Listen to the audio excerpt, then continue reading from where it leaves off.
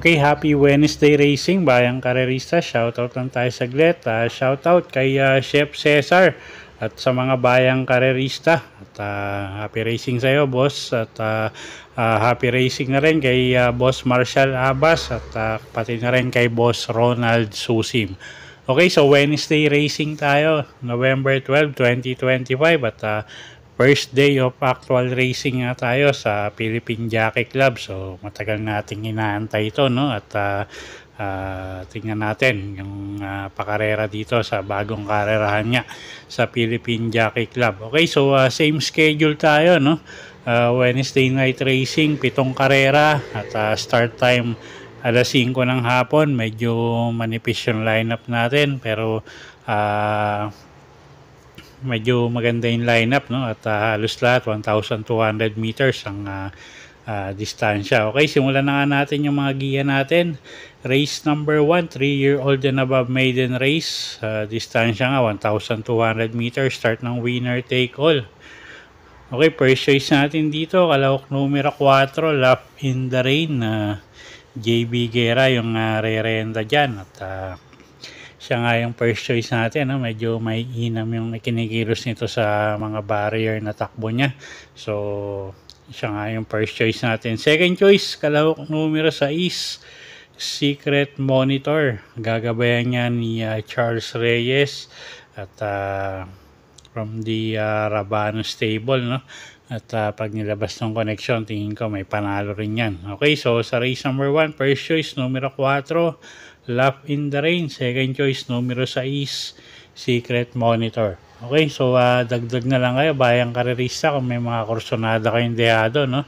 At alam niyo naman, mga bagong takbo sa pista to at bago nga yung pista natin, so kanya-kanyang adjustment yan. Okay, race 2 tayo, start ng pick 6. First choice natin dito, yung kalahok numero 1 na si Seychelles. Si Aladbin ko lang yung re-renta dyan, isang deremating kabayo. At second choice natin, yung kalahok numero 5 na si Mali Bubel. Gagabayan naman yan ni Chris Garganta. Okay, so sa race number 2, first choice nga, numero 1, Seychelles. Second choice, kalahok numero 5, Mali Bubel. Okay, next race tayo. Race number 3. Okay, race 3 tayo, no? Start ng pick 5. Class 5, 17 to 41 bracket. Distansya natin dito, 1,200 meters. Meron tayong 7 kalahok dito. First choice natin dito, kalahok numero 6, She's Royal. John Paul A. Guse yung re-renta dyan. Although medyo mabigat yung peso niya, no? Pero tingin ko masyadong mababa sa laban. So, first choice natin yan, numero 6, She's Royal. Second choice, kalahok numero 7, Sunny Nature. YL Bautista naman yung re-renta dyan. At isang mabilis na kalahok din yan. At pag sumabay sa unahan, tingin ko may panalo. At pwedeng pangdehado yung kalahok numero 1 na si Makarit. Kagabayan ni A.R. Villegas. Okay, so sa race number 3, first choice nga, numero 6, She's Royal. Second choice, kalahok numero 7, Sunny Nature. At pwedeng pangsama pangdehado, numero 1, Makarit. Okay, race number 4 tayo, class 5, 17 to 41 bracket. Distansya natin dito, 1,200 meters. Start ng pick 4. Okay, first choice natin dito, kalahok numero 4, Gemma Bell. Chris Garganta yung sasakay dyan. Isang matuling kalahok at wala tayong nakikita pwedeng magbigay ng pressure sa kanya sa harap, no? So, tingin ko may pace lang ng maayos. Malaki panalo. Second choice, kalahok numero 5 na si Monument. Gagabayan naman yan ni Noel Lunar. At pwede na rin pang sama, no? Medyo mababa na rin sa grupo yung numero 3 na si Charmboy. Although medyo parang maiksi yung distansya sa kanya, pero pwede na yan pang sama. pang dehado. Okay, so sa race 4, first choice numero 4, Gemma Bell. Second choice numero 5, Monument. At third choice numero 3, Charmboy. Okay, race number 5 tayo. Class 5, 17 to 41 bracket, 1,200 meters ang distansya. Anybody's race to. First choice natin dito, kalahok numero 2, Money for Sheltex. JL Sego Jr. yung gagabay dyan, isang matuling kalahok. At tingin ko malaki panalo niya. No? Second choice natin, kalahok numero 6, Genie. Gagabayan naman ni AR Villegas. Medyo maganda yung post position niya.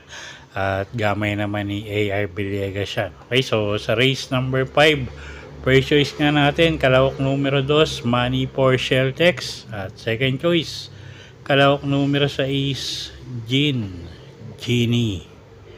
Okay, race 6 tayo. Penultimate race sa class 4. 42 to 56 bracket, distansya 1,200 meters. Okay, first choice natin dito, kalahok numero 2 na si Maybell. Gagabayan niya ni JB Hernandez. Pwedeng iuna yan, pwedeng isunod. At tingin ko nga medyo magangin laban ngayon. So, first choice natin yan, kalahok numero 2 na si Maybell. Second choice, kalahok numero 4, Black Star. Gagabayan naman niya ni AR Villegas. At ito, pwedeng isabay ito. At pag nagkaroon ng lutsahan sa unahan, isa to sa pwedeng makinabang. Okay, so medyo may mga nakikita tayong matutulin dito. So second choice natin, numero 4, Black Star. Okay, so sa race 6, first choice, numero 2, Maybell. Second choice, numero 4, Black Star. Okay, race 7 tayo. Last and final race sa class 5, 17 to 41 bracket. Distansya 1,200 meters. Paratingan, first choice numero 4, Upscale Bell. Gagabayan ni Jan Alvin Guse. Medyo magangin laban niya ngayon. At tingin ko kaya yung laban. No? So first choice natin yan, numero 4, Upscale Bell. Second choice, kalahok numero 6, Gugma. Gagabayan naman ni Pabs Cabalejo, isang deremating kabayo. Medyo maganda rin yung post position. Okay, so sa race number 7, first choice numero 4, Upscale Bell. At second choice natin, kalahok numero 6, Gugma.